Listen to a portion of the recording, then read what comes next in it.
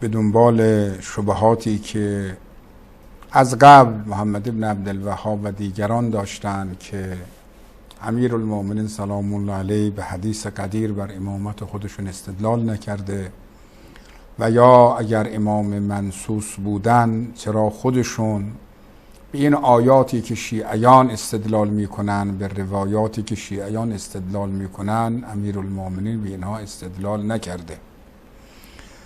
و از اون طرف هم که این آقای فرزند کالکرابی ایشون هم افاضه فرمودن من یک سال بیشتر نکردم، های آیت الله مکارم، های جعفر سبحانی که جواب بدید اگر علی منصوص الخلافه بود چرا به خودش نگفت من امام هستم، من ولی امر هستم، من حدیث قدیر پیغمبر منو منصوب کرده.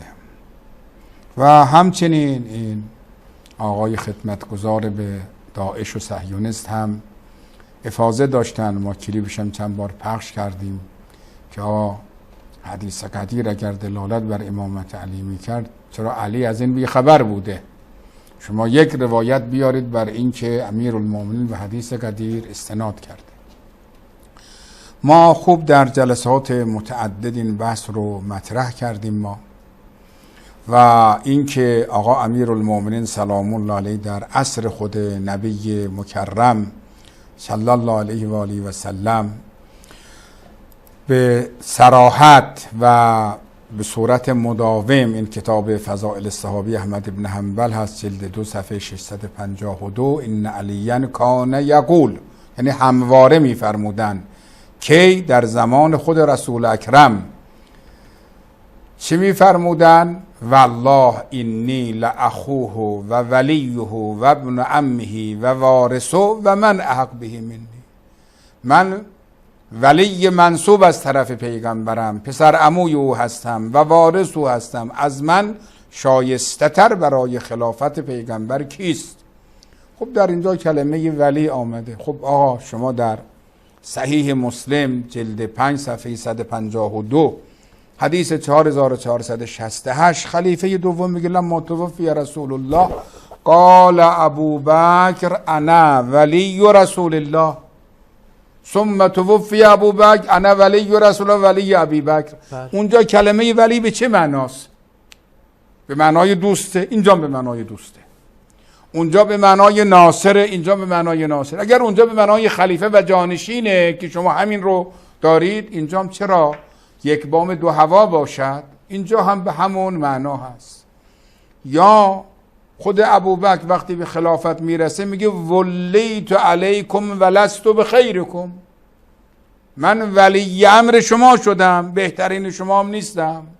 ابن کثیر دمشقی این رو نقل میکنه در البدایت جلد 6 صفحه 333 میگه سندش هم درسته، صحیحه. اونجا کلمه ولی به چه معناست؟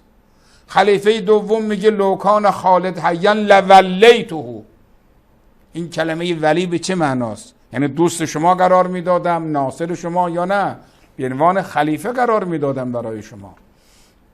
این رو ما مفصل مطرح کردیم از مصادر متعدد. و همچنین امیرالمؤمنین سلام الله علیه در زمان خود خلیفه اول مشغول تغسیل بدن مطهر رسول الله صلی الله علیه و آله و سلم هست. سلمان میگه فاتیت علیا و هو یغسل رسول الله، مشغول غسل پیغمبر بود. گفتم اینا در سقیفه جمع شدن برای انتخاب خلافت. حضرت همونجا فرمود شهدوا نسب رسول الله ایای للناس بقدیرکم به امر الله عز وجل. بابا شاهد بودن پیغمبر در قدیرخم به دستور خدا من نصب کرد، فاخبرهم انی اولا بهم من انفسهم، به اینها خبر داد همونطوری که خود نبی مکرم طبق آیه 6 سوره احزاب النبی اولا بالمؤمنین من انفسهم، ولایت پیغمبر بر مؤمنین از ولایت خودشون قوی تر و نافذتره، ولایت منم این چنینه. و قد اعلموا امامهم، پیغمبر به اینها امامشون رو نشان داد و روشن کرد. ولکن اینها امر خدا را ترک کردن و دستور خدا را نادیده گرفتن.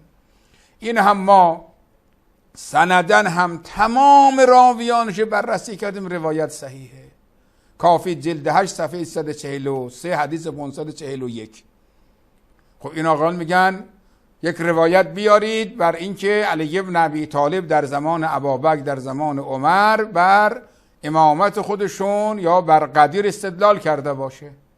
اول که میگفتن نیست، وقتی ما حدیث رهبه یا رهبه را آوردیم رسوا شدن. گفتم نه آقا، زمان خودش ملاک نیست، بیارید شما در زمان ابوبکر و عمر و عثمان ایشون استدلال کرده باشه. خب اگر بناس امیرالمومنین بخواد استدلال کنه بر امامت خودشون، دیگه فرقی نمیکنه زمان پیغمبر باشه، زمان خلفای سگانه باشه، در زمان خلافت خودش باشه.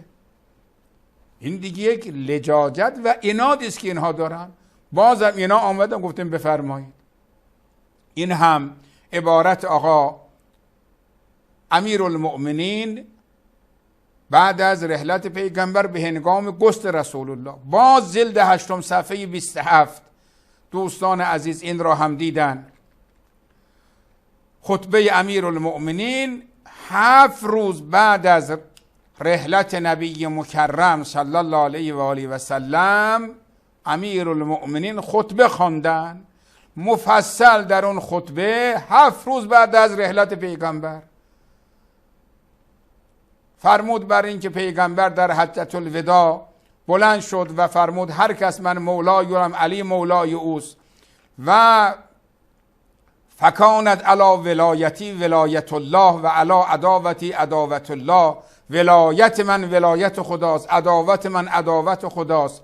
بعد آیه الیوم اکملت لکم دینکم نازل شد و بعد فرمود که فکانت ولایتی کمال الدین و رضا الرب. اینها دیگه چیزیست که دیگه همینش هم ما بررسی سندی کردیم، هیچ مشکل سندی ندارد. و همچنین در برای شما عرض کنم احتجاج مرحوم طبرسی آمده در کوچه های مدینه به همین شکل. باز در همون صحیح بخاری و صحیح مسلم. خب بفرمایید این حدیث برای شما عرض کنم 40 بارها ما گفتیم که از احادیثی است که این آقایان وحشت دارن این حدیث رو بخوانن تو شبکه هاشون. جلد 5 صفحه 82 حدیث 42 40 و 41 در رابطه با شهادت حضرت زهرا سلام الله علیها و غضب حضرت زهرا بر خلیفه اول که امیرالمؤمنین به ابوبکر میگه بیا و کسی رو نیار با خودت کراهیتا لمحضر عمر. کراهت داشت از اینکه خلاصه عمر رو به حضور بپذیره. وقتی آمد گفت ولکنک استبددت علینا بالامر. بابا ما نمیفهمیم آقا، تو این شبکه‌ها میگید استبددت علینا بالامر معناش چیه؟ برای مخاطبین خودتون توضیح بدید. علی میگه در امر خلافت چیه؟ در حق ما استبداد کردید. مراد از این امر چیه؟ خیلی برای ما روشن کنید این قضیه رو دیگه. قبلش بعدش کاملا مشخصه که روایت در رابطه با بحث امامت هست و کنا نرا لقرابتنا من رسول الله حتی فازت اینا ابوبکر و الی آخره. و همچنین ما روایات متعددی رو از کتاب‌های عزیزان اهل سنت ما آوردیم، اینها رو مفصل بحث کردیم تا قضیه ما رسید به استدلال علی به حدیث قدیر در زمان عثمان که در جمع 200 نفره در مسجد امیرالمؤمنین بحث امامت خودشون استدلال به حدیث قدیر را مطرح فرمودند. و یکی از بحث‌هایی که خیلی مهم هست در اینجا و ما مفصل درباره او بحث کردیم قضیه استدلال علی علیه السلام به حدیث قدیر در شورای 6 نفره خلیفه دوم بود که امیرالمؤمنین در اونجا فرمود اما والله لاحاجنهم بخصال لا تستطیع عربهم ولا عجمهم المعاهد منهم و المشرک ان ینکر منها خصلة واحده. به خدا سوگند من آنچنان استدلال می آورم، آنچنان احتجاج می کنم به حقانیت خودم و ویژگی هایی از خودم بیان می کنم، نه عربی نه عجمی نه هم پیمانی نه مشرکی نتواند یکی از اینها را رد کنه. خب بابا اینم که کتاب های شیعه که نیاوردیم، از کتاب اهل سنت آوردیم. جناب آقای ابن مردوی از بزرگان اهل سنت، از شخصیت های برجسته اهل سنت که خود ذهبی در تذکرة الحفاظ جلد 3 صفحه 10-50 ازش تعبیر میکنن الحافظ الثبت العلامه صاحب التفسیر و تاریخ، تا اونجایی که میگه و کان قیما به معرفت هذا الشأن، در علم حدیث آدم آگاهی بوده، بصیرا بالرجال، در علم رجال بصیرت داشته، طویل البا ملیح التصانیف. این آقا این روایت رو نقل کرده و سندش هم ما باز از دیدگاه اهل سنت بررسی کردیم، هیچ گونه مشکلی از نظر سندی نداشت. در اینجا هم ما آوردیم امیرالمؤمنین ویژگی هایی رو بیان کرد. اولین ویژگی امانتداری علی علیه السلام نسبت به پیغمبر. رسول اکرم میخواد از مکه هجرت کنن بیان مدینه.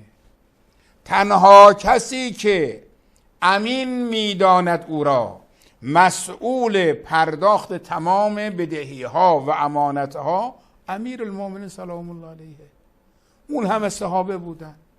چرا به هیچ کدامی از اینها رسول اکرم نگفت آقا بعد از من امانت های مردم را بپردازید؟ کسی باید 100% امین باشه، طمع نکنه و اجحاف نکنه، حق مردم را با آن گونه‌ای که هست ادا کنه. این رو هم ما از منابع متعدد عزیزان اهل سنت ما آوردیم. حتی خود البدایه و النهایه آقای ابن کثیر دمشقی به صراحت نوشت بر این که امیرالمؤمنین 3 شبانه روز در مکه ماندند حتی ادى عن رسول الله الوداع التي كانت عنده ثم لحق برسول الله.